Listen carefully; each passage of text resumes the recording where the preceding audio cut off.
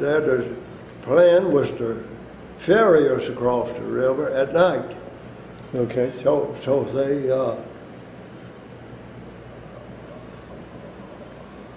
they started ferrying us across the river, but they were late getting started, I guess, because it took longer, in other words, than they planned on to get the whole mob of prisoners across on that river. And by the time we all got on the other side, it started to become daylight. Okay. And we were all standing over there, and we heard planes. Looked up the river there, here come two fighters. British Spitfires. One of them peeled off and dove right down at us. And we were, like I say, out in the open. Okay. We had to take cover, because, and so what did we do? We just all waved at him.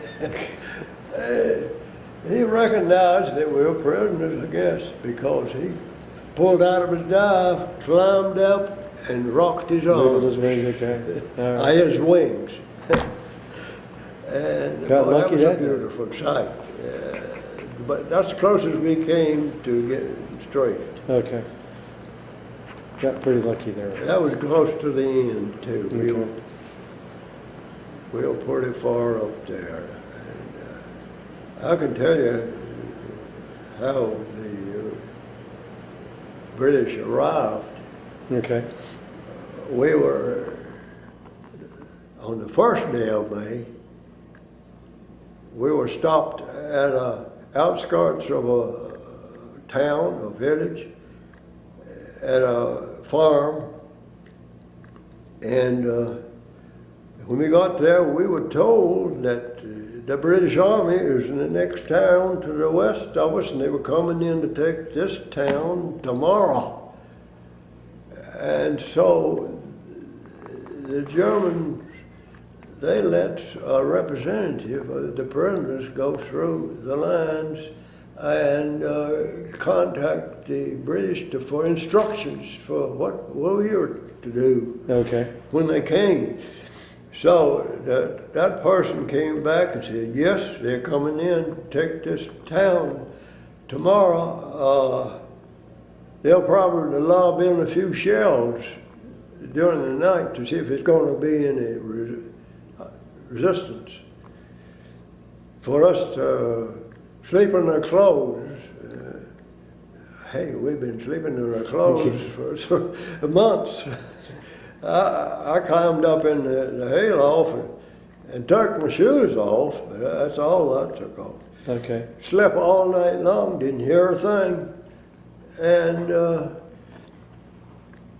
next morning, me and two of my buddies got up and went down below, and I think we built a little fire, and we got some of the coffee that came in the Red Cross food parcel, and we were brewing some coffee.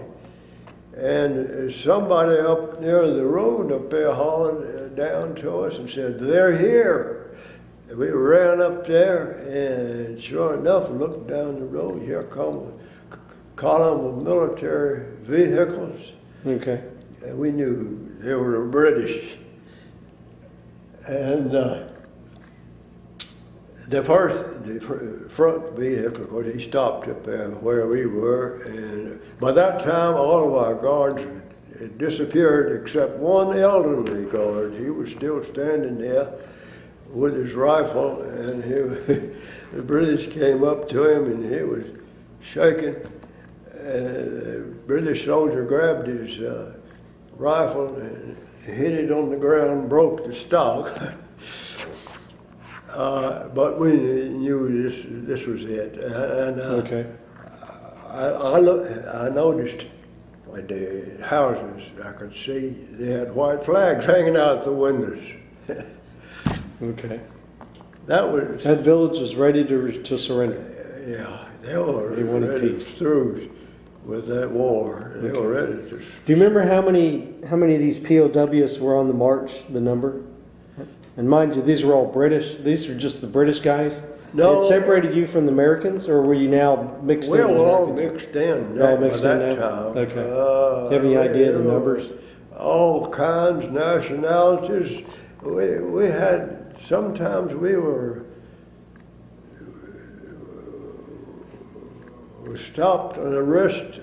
They would arrest us periodically Okay. along the march. And then we were some Russian prisoners. They were treated much worse than, Yes, sir. They didn't like the Russians. yeah. It's all right. The Russians did the same to the Germans, so it's No. kind of mutual. But, and we all mixed up and mixed in with enlisted men, officers. Okay. I, Well, they got you to Lucky Strike, and then put you on Liberty ships, and you got back. What happened when you got back to America? About what time? Do you remember the time frame? About how fast they got you on the boats? You said you were there about 2 or 3 weeks at Lucky Strike. yeah, Lucky about Strike? 2 weeks. We didn't go back to England. We went straight. Yeah, you went straight back to America. Did you New come into York. Boston? New Or you York. went into New York? Okay. And then Camp Shanks. Oh, and didn't stay there overnight, I guess. Of course, after we were liberated, I'm backing up a little bit here. We made our way, me and us 3 buddies. We ended up in Lunenburg, Germany, and first contact with American military, with the American Army, and that's where filled out the Red Cross form, and they notified the War Department and my parents that I was free. Okay.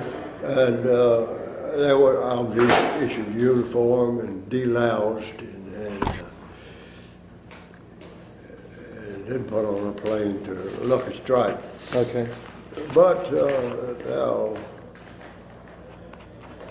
then Lucky Strike didn't spend long there. I mean, Camp Shanks, New York. Well, let me ask you, your gear that you had at Nettishaw, did you ever meet up with your gear that you had at Nettishaw? Did they ever box that up and ship that to you? Well, I'm gonna meet them when you get through, come up to the lobby.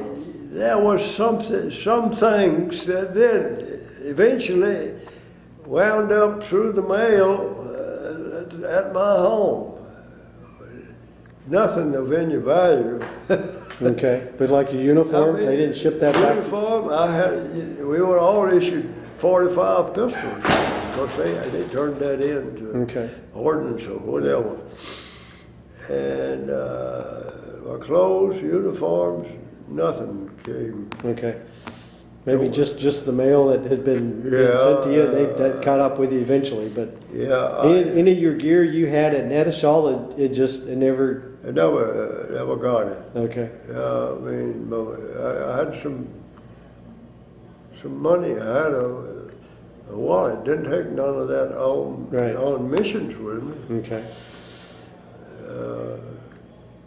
But I wasn't interested in none of that stuff Okay. at that time. Wasn't all that important. Okay. All right, so then what happened after you got back to the States? Well, they were putting me on temporary leave at home. Okay. Go home and see mom and dad? And to sort of recover, recuperate or whatever. Okay. But you weren't discharged yet? No, I didn't have enough points Okay. to get discharged.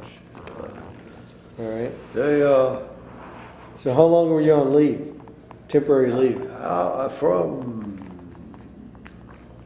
let's see, September, close to 3 months, I think. Okay.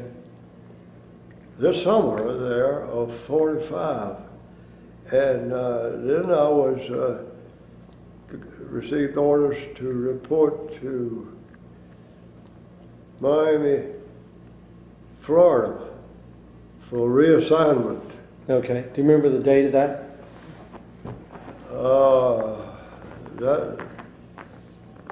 That was, I'd say, early September of Okay. 45, and shortly after that, I received a promotion to tech sergeant because my military specialty called for that rank. Okay. And then I was shipped to, still not enough points for discharge. Okay. I was shipped to Greenville Army Air Base, Greenville, South Carolina, Okay. and put to work in the Air Inspector's office.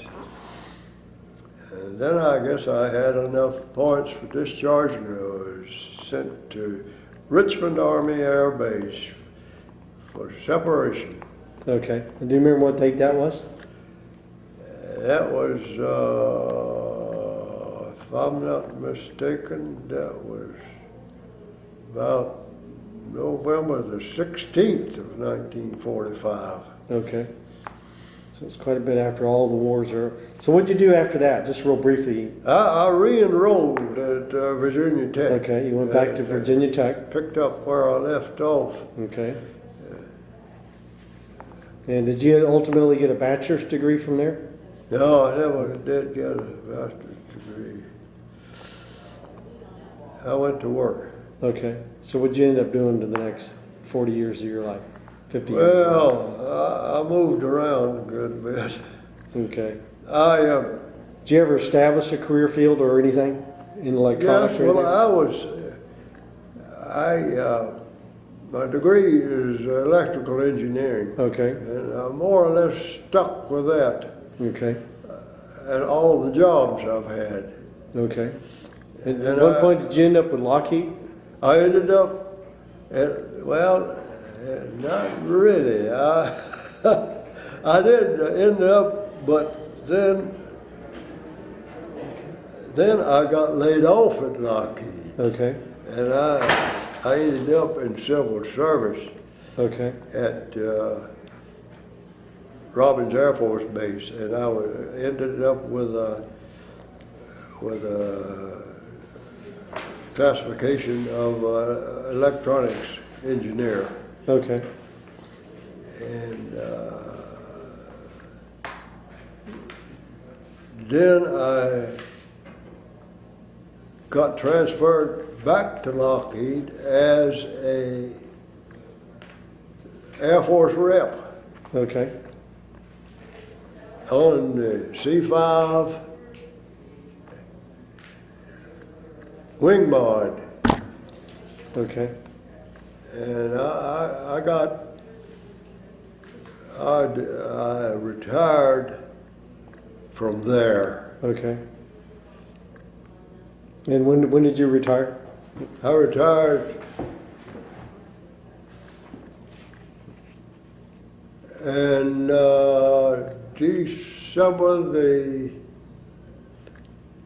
December the 29th of 1989. Okay. Well, cool. All right. Is there anything else you wanted to add or share? Or is that about it? That's about it.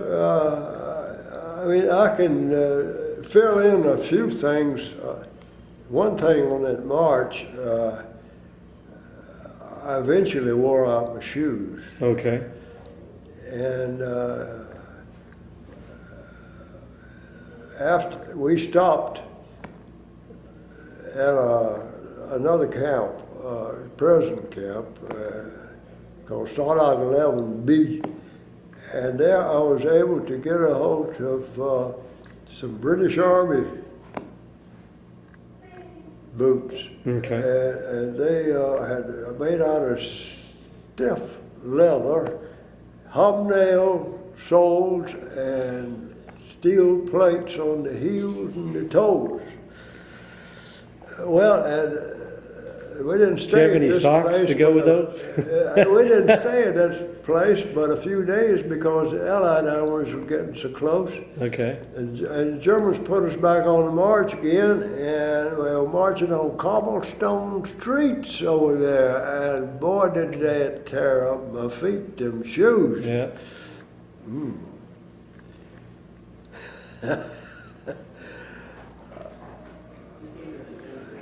He's trying to tell me something. I don't know what. Whenever you're ready, you're ready. Yeah, because I guess we're done. Okay, well, I got carried Poor away thing, you got telling to that listen war to all story. this. Okay, it's cute. I love it. All right, well, listen, Mr. Scott, thank you very much. You're quite welcome.